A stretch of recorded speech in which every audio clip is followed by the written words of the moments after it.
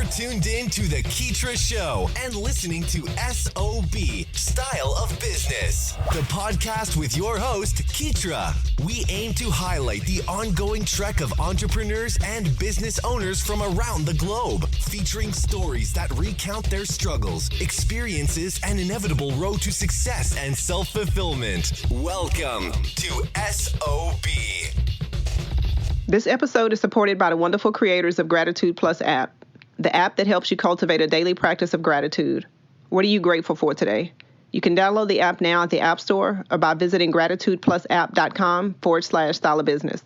Hey, what's up, everybody? Thanks for tuning in for another wonderful episode of SOB Style of Business, the podcast. This is your host, Keetria. Today, I have a fantastic guest by the name of Brian Cunningham, who is on the line. I'm always excited for these, but this one I am particularly excited because we're going to be talking about fitness and food and calories and competition and stretching and everything that has to do with wellness, well-being, and keeping your body fit, whole, and just looking good. So, Brian, Mr. Cunningham, is the owner and founder of Faith Forward Fitness. He is also a certified personal trainer, as I'm sure you would get from him being in the fitness industry, and he also specializes in competition preparation and stretch therapy technique, which we got to talk about that, Brian, because I need to understand the importance of stretching. There's so many times where with me and I enjoy working out, like the stretching. A lot of us skip it and we complain about being stiff, so we definitely gonna talk about that. But let me take a step back. I'm going to hand it over to you, Mr. Cunningham. Go ahead and drop us that introduction. First of all, appreciate you having me on and taking the time to interview me and everything. This is actually my first podcast. I'm very, very excited about even being in this situation. Good. But yeah, like you were saying, new to the area as far as like training and everything goes. Been around for a couple of years, but really getting things going in the competition realm and with training my clients and everything like that. So that's where my heart is, that's where my passion is, and just seeing people succeed in whatever their goals are setting for themselves when it comes to their fitness goals. So yeah, and doing a wonderful job, I must say. Maybe a couple of years, I think, when we were first kind of introduced to you in a area gym, but I know it's something that you're passionate about because I've seen the way you've worked with your clients, and you yourself are extremely fit, and I know you've competed as well. So let's get into, I guess let's starting with how you got into, fitness and the industry and just, working up into getting your certification and things like that. Like, what was there anything particular that inspired you, or were you an athlete, or how did you get started? Yeah, absolutely. So my background was that I do come from an athletic background. I played football all through junior high, all through high school. And then I definitely had dreams and aspirations of continuing to play because that's where my heart was at the time. And, for whatever reason, things didn't go through with that. And so had to take a step back. And but from the minute that I stepped into the gym, even, in junior high, I always saw and always wanted to be bigger, stronger, faster. And I was heard and taught that, the weight room is the secret to do that. Yeah. And so I just got, from that point on, I just got addicted to it and just fell in love with being healthy and just being in great shape and knowing that, me being in a certain body shape and everything like that would lead me to being a better athlete on the field. And so, after high school and everything ended, man, I just really decided that I always want to keep in shape and always want to stay in shape even after that. A lot of my friends who I went to high school with now are not in the best shape, but, everybody's at different stages in their journeys. And I just one of those guys who was like, man, I'm just going to keep it going. And that's what I've done for, 30, I'm 34 now, so 34 years now. So I love it. And I just really have a passion for it. Exactly. Yeah. And you can certainly tell that you have a passion for it. And I guess, it starts with you because, you are a representation of being, the trainer that you are selling to those people that come to you. So tell us a little bit about how you got into actually training and helping others. Because I know you mentioned that, it's something that you did for yourself and you enjoyed it. When did you decide to take that into a business and start reaching out and helping others? Yeah, absolutely. So I had always been, so since I had been around in the gym scene for a very long time, and, through the process of growing and putting on muscle on my body, I was always getting approached about, people coming up to me in the gym like, hey, do you train? Are you a trainer? And, and questions about how much do you charge to train people and this like that. And at the time, I wasn't training anybody. You know what I mean? I was just working out with some of my guys who I was lifting with, my lifting partners at the time. Yeah. And so I really hadn't really thought about it. I was really just kind of doing my own thing, as far as just working out and just trying to be in the best shape possible. And it just every year after year just kept getting approached by, just random people along the way and saying, man, you should think about this and training. I think you can make a lot of money at it and blah, blah, blah. So about late 2015, I was working in logistics and oil and gas and had gotten laid off because of things with the economy.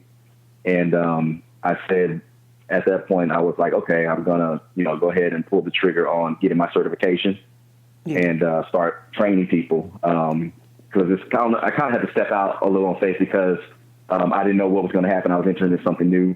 But at the same time, it's something that I was already passionate about and things like that. So I knew my transition wouldn't be that difficult. Yeah. But you just never know how things will always just play out. And so got my certifications in late 2015 and then started officially training for a company back going in that year, 2015, got laid off and then started training at a company here in the Houston area for almost 2.5 years and learned a lot from them from the business side of things. Yeah. And then I transitioned after that into going full-time independent training because I had learned so much on the business side of the training business. See, I wanted to be a good trainer, but I also wanted to be a good business person too within it. And so I said, okay, I've learned enough and I believe in myself enough to go off on my own and start making some things happen. So that's exactly what I did. I love that. And, and it's amazing how we end up having to take these steps back and we feel like it's not necessarily a failure, but it's a kind of a bump in the road, so to speak. When you mentioned you got laid off, but actually, that just helped you to exercise faith, and to really step into something that you were passionate about, which, 2015 to now, I mean, you're still doing it, so that says a lot. Yeah. Absolutely. And, not a day goes by that, I'm very thankful for even being given the opportunity to be that I'm in currently. Obviously, I'm expecting to grow even more, but, as of right now, I'm very, very happy where the direction things are going. And it's like you said, just taking that step of faith and, having enough belief in yourself that, you can make it and that you can make some things happen. And, I know that not everybody, as much people as I want to reach, I know that everybody's not going to link up with me and train with me and let me, work with them. But the few that I have been able to, been blessed to work with, I've seen tremendous benefit from, and seeing them grow and progress like they have means the world to me. So I'm happy I play a little small part in their, their fitness journey. Absolutely. Yeah, no, the results show. And, I've seen you in the gym and I know the dedication and hard work you put into each person that you work with. So it definitely shows.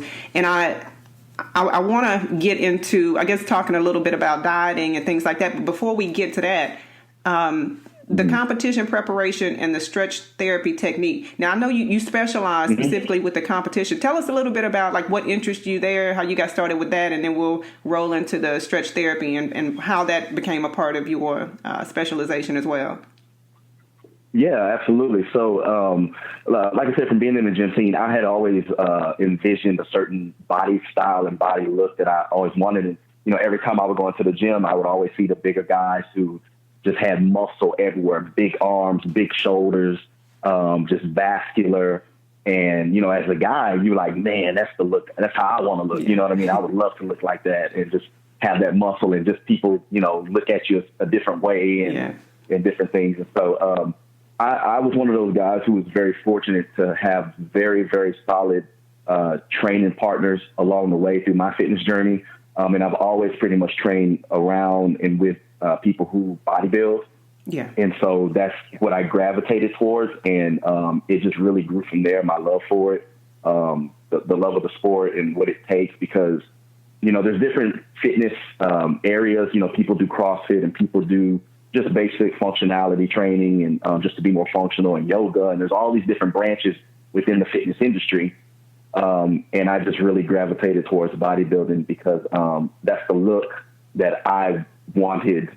That's the look that I desired, I should say. Yeah. And so through that process of training with bodybuilders and just learning techniques and learning every different nuggets from them, I've learned so much in that journey that I felt I could add value to an up and coming bodybuilder who has dreams of stepping on stage and competing, and just I believe I can help them hit their goals along the way. Physique wise and get into a certain level as far as physique and look and things like that. And so, everything's just really worked out in that realm for me. So I love bodybuilding with a passion. I'm a big advocate of the sport and what it provides for people. And again, going back to helping people realize what they're capable of, because I have some clients who never thought, in a million years they would be stepping on stage till, they step on stage and it's like, wow, I really did this, That's amazing type thing, and how phenomenal they look through the process. And so, the journey is, you got to take that first step, but, once you take that first step and you get into it, it's so rewarding along the way, because, self-realization of what people are capable of is very special. Wow. Love that, Brian. And tell us a little bit about stretch therapy technique, and also just kind of delve a little bit into the background of why stretching is important and why that's oftentimes overlooked when people step into the gym. Yeah. For me, number one, when I got started with it, first of all, back up. So I would be wrong to say that I'm just the ultimate stretch person as far as like me stretching Right. on a regular basis. Like I said, I don't do it as much as I need to personally, but just being honest with you. But with that being said, I have buckled down here lately and started stretching a lot more just to increase my range of motion and mobility in my joints, because as we get older, mobility and range of motion tends to start fading away a little bit. Yeah. And so people don't put it as a priority like they should. And so the stretch therapy that I got into kind of eliminates that, because you have someone actually taking you through ranges of motion with a stretch. And, you're having to do some work on your part, but the person stretching you or myself will be stretching you is also doing some work. So it's a partnership. And it's so beneficial because the method that I use is based on PNF, which is a long name, but stands for proprioceptive neuromuscular facilitation of a muscle, and just basically meaning taking a stretch and taking that muscle through a range of motion to lengthen it and to get it deeper and deeper every time you stretch it into a deeper stretch. And so it creates better blood flow. It's going to give you more mobility in your joints and in your muscle tissue, a little bit more relaxed. Be able to, I've noticed that it's able actually to help people sleep deeper. And so it's just very important, especially as we age, that stretching is, at the forefront of people's minds, because, if you're up in your 60s, 70s, heaven forbid, you have a bad fall somewhere, and you break something, the bones are a little bit more brittle at that age and things like that. So if you fall and break something, as when you were a kid, you could kind of bounce back. When you get older, that process of healing takes a little bit longer. Right. And so, the stretching kind of helps that process and makes you a little bit more nimble, more flexible, obviously. But it's also just beneficial in general. It gives you peace of mind that, I am still active and moving around, and I'm not just, sitting and being stagnant. So. Right. Yeah. Yeah. No, it just as you were speaking, I mean, it kind of brought to mind the resistance bands, because I know a lot of people, sometimes you see them in the gym using the resistance band to stretch. So that's definitely important. And speaking of the different things that we need to do in order to make sure that we're at our healthiest and, just peak performance, I want to get a bit into the nutrition, you'll see people in the gym who they go in an hour and a half, 2-hour workouts, right? And they doing a lot. Right. And they, you know, they do whatever they do during the week. On the weekend, they back in. And then, you know, you oftentimes hear them say things like, man, I can't lose this. I can't do this. I can't do that. But they're doing a consistent workout. And then you ask them if they've changed anything in the diet, and the diet has not changed. So, correct. Yeah. So tell us a little bit about the importance of the nutrition, the dieting, and why that plays a major factor in the weight loss goals, or just overall healthy lifestyle. Period. Yeah, absolutely. So you know, the gym is just a very small percentage of what a person needs to do. It's a major percent. It's a small percentage, but I say that with respect to that it's major, but it's also small because, you know, I'm a very big believer in a person is what they eat, and what you put on the inside is going to reflect on the outside. And so, you know, especially with the American diet, the way it is, you know, portion sizes are just ridiculous a lot of times when you go eat something at a restaurant or wherever you go. And so, you know, the oils and things that those things are cooked in may not be the best for you, especially if you have allergies or any kind of issues health-wise. And so it's really just being very cognizant of what you're putting in your body and making solid choices.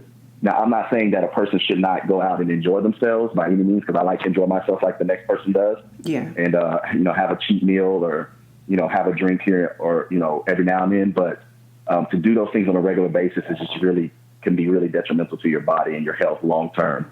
And so, you know, if you want to maximize your results in the gym, then it's like the gym, your body is the Ferrari, right? Right. Yeah.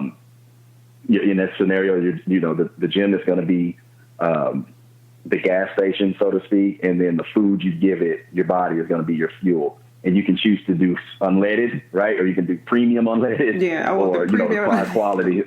Right. You know I want the top one, right. And so, exactly, right? So you want your performance.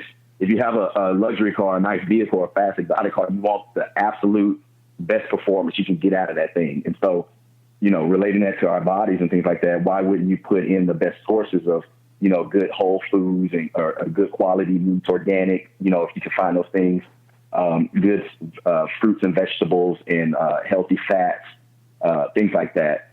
And it's just going to, like I said, it's just going to benefit you long term. Your health, your cholesterol levels will be in a healthier place. Your insulin levels, blood pressure is another big thing within our communities and things like that. So, you know, all those things play a factor. You know, diet is very, very important.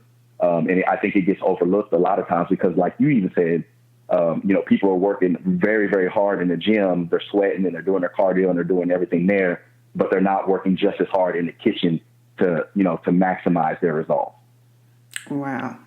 You know what? And I'm going to take it a little bit further. I'm going to pull you a little bit further. You said, so we just talked about how, you know, the with a Ferrari, and then you have the gas station, and then you can choose the fuel, you know, the things that you put in your body. But I mean, now, is it safe to say that if we wanted a little bit of fuel injection, you know, that we could look to these supplements and vitamins and, you know, all of this stuff that we see at GNC and all these supplement stores? Like, what would be if we're using it in this context, what would be considered fuel injection for our bodies if we're trying to maximize the results of our diet? Yeah, no, absolutely. That's a very, very good question. And I am personally a advocate of, you know, vitamins and supplements. I think that they have their place. They should never, ever replace good, whole quality food that, in my opinion, I don't know if you're listening, but this is just my opinion. That God gave us, you know, if it's from the earth, that God gave it to us, and, you know, we can eat that, you know what I mean? Yeah.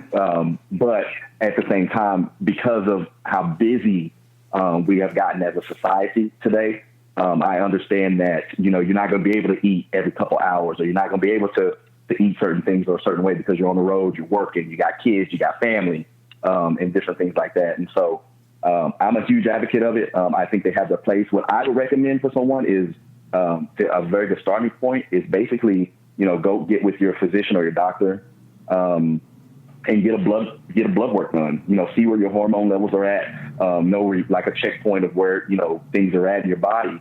That way you can optimize those things that are deficient. And the blood test will be very quick to do that. If deficient in vitamin D, then you need to get more sunlight, right? Or you need to take a supplement. A good multivitamin source with phytonutrients and things like that, plants and vegetables that are in that, good multi-mineral, good multivitamin. If you have blood pressure issues, if your blood pressure is a little high, there's things like Cartitone that you can take, things like that. It's just the blood test and the getting the blood work done will give you a real good indication of where you're at hormonally and where things are at going on in the inside with your heart and everything else. So yes, to answer your question, I do believe that vitamin supplements can be added in addition to. I think they benefit the person. I just think it needs to be more specific to that individual versus just overall, just let me go pick something out from a store. Because, if you get your hands on too much of something, that's not good. But if you're not getting in something, and you're deficient in the area, that's not good either. Right. And so, just finding what works for you, personalize it to you, and then you know how to go from there, if that makes sense. Yeah, no, that definitely makes perfect sense. And I like you said, you have to make sure that you are choosing what's right because, different bodies, different body types, and, we all require something different. Mm-hmm. Tell me a little bit about... Absolutely. Yeah, and also to add to that, tell me a little bit about your process, because I know, when you... there's so many different gyms. You can go do the app. You can go watch YouTube videos. There's different ways to stay fit and obtain some sort of workout regimen. But tell us a little bit about how you, what type of clients do you work with? What type of people can come to Faith Forward? Do you do boot camps? Give us a little bit about your process and how you work. Okay. So I have in the past have done boot camps. To answer that question, I like them. I just feel that for me personally, it's not where I'm the most gifted. I feel like I'm the most gifted with that one-on-one with that person. Okay. And I can really help that individual one-on-one. But as far as a workout style or, method of training, I'm just a very big advocate of intensity, execution of what we're doing and weight, and progressive overload of what we're using. But to me, the intensity factor is everything when training. I need people. I'm going to bring my very best to that individual who I'm working with in training. I'm going to provide an atmosphere where they can succeed, where they can grow and things like that. But it's a partnership, right? And so I need them just as much participating and being focused and engaged as I am with that individual. And so I'm a huge advocate of pushing the intensity factor when training, because people tend to stop at a certain level if they're training on their own and they don't think they can push any further. Right. Where I come in, or where a good trainer would come in, I think, or someone who can pull the very best out of that person, right? And, you may stop at 5 reps. I may tell you, I think you got about 4 reps after that 5, right? It's taking you a little bit further in the deeper water, right? Pushing you past a point where you think you could go to, and pulling every ounce out of you during that training session, right? And, I've found that leads to, as far as in the realm of competing goes, that'll lead to a harder, denser physique. It'll look to a more pretty physique. You have more quality muscle on the body. And, but that's not what I do for everybody. I do have clients who just want to be healthy in general. And, I just think to do more functional training and things like that, because not everybody's dream or desires to be on stage or bodybuild. And I completely understand that. And so I have to know my audience and who I'm working with and who I'm dealing with, and tailor things to that individual. Oh, that's perfect. And I want to pick your brain a bit. So to you, what makes a good personal trainer? To me, what makes a good personal trainer is, number one, somebody who is always learning and growing. Mm-hmm. And then I would say on top of that, really identifying what that individual needs. So when I get with a person, finding out what is their why. Why are you going to take your time and efforts and spend money with me and do this and go through this process of me putting you through these workouts? And so really identifying that hot button for that person and keeping it reminding them of that, of what they want to accomplish in their goals. I think that's very huge. And then after that, I would say, execute, right? Let's go to work. Let's go move some weight. Let's go do some things and get you on the road to, the goals that you told me that you have. And so it's not just me as a trainer saying, you're going to do this today, you're going to give me this amount of rest, you're going to do this. I'm asking my people, or I'm asking the people that I'm working with, how you're feeling? Is that weight too heavy? What can we back off on, or, something bothering you and things like that. And so it's really, every case is very every case is different, as far as how you interact and you train your clients and things like that. And so to me, those are the things that would make a very good personal trainer. And then that trainer taking, like I said, pulling the best out of that individual. Getting them to a place where they said they couldn't go on their own, but you pulling that out of them to get them just a little bit further. Wow. Yeah, no, that's perfect. And on the flip side of that, I also want to ask, what makes a good candidate, somebody that you're training? Because sometimes, if a person is not familiar with what to expect, or they haven't had a personal trainer before and they're expecting results like the next day, I don't know. I mean, I'm just kind of reaching here, but is there such a thing as a good candidate versus a bad candidate to train? Like, how do you go about navigating that? That's a really good question. For me, I would say on the good candidate side, it's really when people come to you, usually they're coming to you because obviously they have a need and they think that you can fill that need. Right. And so, but what I ask out of that person, because for me, I try to lay everything out front as far as the training process goes, that, number one, you're at where you're at because of, choices and things like that. But number two, it's going to be a process, right? And once you get people to understand the process, questions and fears and doubts tend to go away when they understand the process of what's about to happen. And for me, explaining to them that, hey, it took you this amount of time to put on this amount of weight, right? It's going to be a process of getting that weight off of you. That's not going to be, a month in or 2 months in and things. It's going to be, a 6 to 8 a year journey or so. You know what I mean? And so, a good candidate is just somebody who has a work ethic, who's willing to work hard, during that session, whether it's an hour or 45 minutes or whatever it may be. And they just have a willingness to learn, right? They don't, they take correction effectively. It's not criticism. It's just critiques, right? And they're coachable, right? You have to be coachable. And I'm never going to try to put somebody in a position to hurt them or anything like that. But, I just want that individual to really realize that, it's a partnership and that I'm here to help them hit their goals as well. But I'm going to need something in return from them, and that's effort. And that's, focus to details and things like that. And that's just being coachable. Love it. Love it. Love it. Love it. All right. Well, before we wrap up, Brian, drop us with some words of encouragement. Maybe there's some aspiring trainers that are out there looking to level up and get to the next level. And also for anybody that is interested in personal or getting someone to help them just adopt a lifestyle of fitness and working out and things like that. So 2 different angles. So so drop some words of encouragement for aspiring trainers and also words of encouragement for that person that's looking to get a personal trainer or somebody to help them with their fitness goals. Okay, cool. I would say for guys out there who are looking to get into the training business and really go after it, number one, passion for what you're doing. You got to really have a passion to work with people and help people. And I think the thing that goes along with that, is you being available, making your time and effort into that person, that you're putting your time and effort into the person, and that you're building a relationship. You're building a quality relationship. They're not just a client to you, right? But you actually have a relationship with this person. Because a lot of times, people come in and they want to train. Sometimes, the training session, we will get some training done, but sometimes it's just, just being an ear and listening to what's going on in their lives.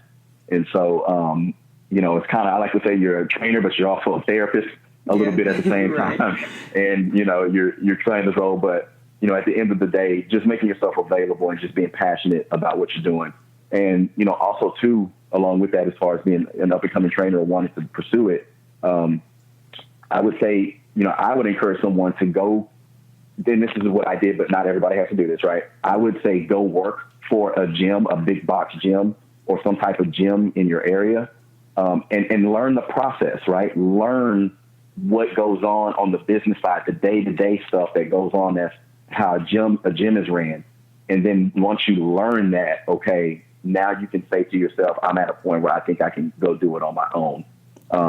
Because I think it's very hard unless you have a solid clientele base, a very solid clientele base. You know, a lot of the gyms will not pay you the amount of money that you're wishing to make, and put it that way. And so I definitely think that being independent is a route to go. But at the same time, you know, obviously you have to build your clientele and beat the pavement and get your name out there and things like that. So, but I would highly recommend in the first step is going to work for somebody. And this is not as fun as that sounds, but it is a very good learning experience. Yeah. And to the person who's looking to train and just has goals, you know, you just ask yourself, you know, it's a new year. We're 2 months in, January, February. We're about to be 2 months into, you know, 2020. And, you know, ask yourself, where are you at in your goals right now? You know, where are you at in the things that you put down on a tablet or written down so far? How are you tracking those, and what are you doing differently to get to your goals? You know, if you really want to change, you know, you're going to have to change some things that you've been doing. Right. And so in relation to training, you know, if now's the time where you want to get involved in that and make some lifestyle changes and really, really take a step forward, then you can link up with me. Again, that's, you know, Faith Forward Fitness. I train out of Iron Summit Gym out in Tomball, Texas.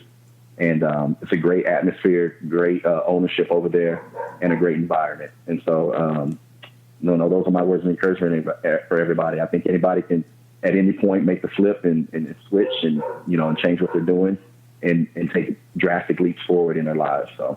Absolutely. No, we definitely appreciate you. Again, Brian Cunningham with Faith Forward Fitness. Brian, also, do you feel free if you have social media handles or any direct contact information or website, just whatever you have so people can reach you if they are interested in getting more information on your training services. Yeah, absolutely. My Instagram account is, I have two. One is Save Diamond. That's SAV as in Virginia, ED, and then the word diamond all together. Save Diamond. That's my Instagram. Or you can just type in Brian, BRIAN, and last name Cunningham. That's CUNNINGHAM. That's my Instagram. And then Faith Forward Fitness is also my other account as well. You can reach me there. You can slide me a DM or a text message or even an email at faithforwardfitness@gmail.com. Excuse me. All right, perfect. Ladies and gentlemen, Brian Cunningham, faithforwardfitness@gmail.com. If you guys are interested in learning more about how he can help you get your body right and tight for the new year. Brian, I definitely appreciate you for coming on and sharing some of your expertise, and best of luck to you, my friend. I appreciate your time. Thank you so much for having me on, because you really meant a lot to me, and I can't thank you enough for the opportunity, so I appreciate it. You are so welcome. All right, talk to you soon. All right, thank you so much.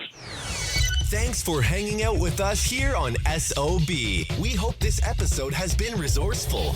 If you'd like to check out the latest articles or follow Keetria's website updates, just log on to Keetria.com or follow her on Twitter at KEETRIA.